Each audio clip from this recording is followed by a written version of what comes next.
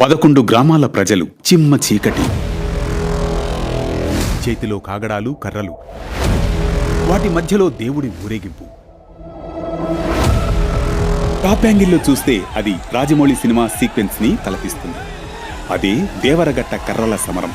ప్రతి ఏటా మాల మల్లేశ్వర స్వామి కోసం జరిగే ఈ కర్రల సమరంలో తలలు పగలాల్సిందే, రక్తం చిమ్మాల్సిందే. అసలు ఏంటి సంప్రదాయం?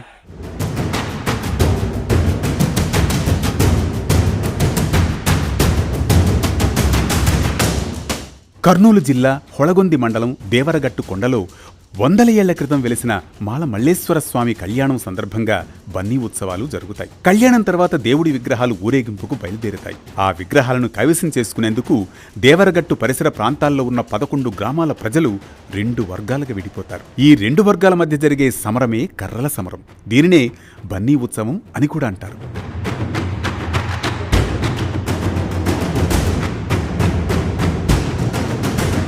పూర్వం ఈ ప్రాంతంలో ఉన్న కొండ ప్రాంతంలో ఋషులు తపస్సులు చేస్తూ ప్రశాంత జీవనం గడిపేవారని, అదే ప్రాంతంలో మల్లసూరులు అనే రాక్షసులు కూడా నివాసముంటూ పూజలకు భంగం కలిగిస్తూ ఉండేవారట. వారి వికృత చేష్టలు భరించలేక ఋషులు బ్రహ్మదేవుని వద్దకు వెళ్లి మొరపెట్టుకున్నట్లు ఇక్కడి వారి విశ్వాసం. రక్షణ విష్ణుమూర్తి వల్లే అవుతుందని బ్రహ్మదేవుడి సూచనలతో మునులంతా విష్ణుదేవుణ్ణి వేడుకుంటారు. ఆయన పరమేశ్వరుడి వైపు చూశారట. అప్పుడు ఆది దంపతులైన పార్వతీ పరమేశ్వరులు మాల మల్లేశ్వరునిగా అవతరించి మణి మల్లాసుర రాక్షసులతో తలపడినట్లు భక్తుల విశ్వాసం. నరమానవుని చేతిలో చావు లేకుండా వరం పొందిన రాక్షసులతో యుద్ధం చేశారట. యుద్ధం తారాస్థాయికి చేరుకున్న సమయంలో శివుడి చేతిలో మరణం పొందే భాగ్యం దొరకడం అదృష్టంగా భావించిన రాక్షసులు చావుకు సిద్ధమవుతారు.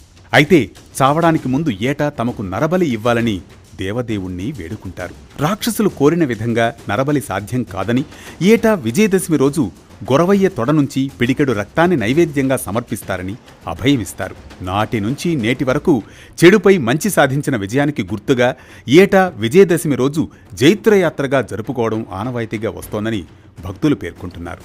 హొళగొంద మండలంలోని నెరణికి తండ, కొత్తపేట గ్రామాల భక్తులు డిర్, గోపరాక్, బహుపరాక్ అంటూ మూకుమ్మడిగా వచ్చి దేవరగట్టులోని దోళ్లన్న బండ వద్ద పాలతో బాస చేస్తారు. అన్ని వైషమ్యాలు మరచి దైవకార్యం కోసం పాటుపడతామని, ఉత్సవమూర్తులు తిరిగి దక్కించుకోవడానికి సర్వశక్తులు ఒడ్డుతామని ప్రతిజ్ఞ చేస్తారు. అనంతరం పోలీస్ ఉన్నతాధికారులతో కొండపైకి వెళ్లి స్వామివారి కళ్యాణోత్సవం జరిపించడానికి అనుమతి తీసుకుంటారు.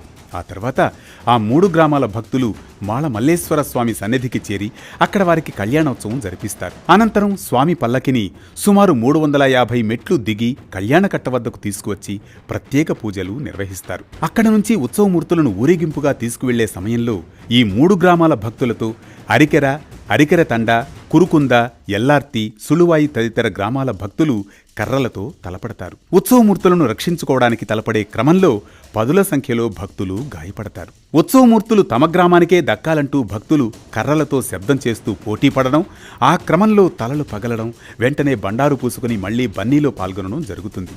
అయితే ఈ సంప్రదాయాన్ని వ్యక్తిగత కక్షలకు కూడా కొందరు వేదికగా మార్చుకోవడంతో హింస జరుగుతోందనే వాదన ఉంది.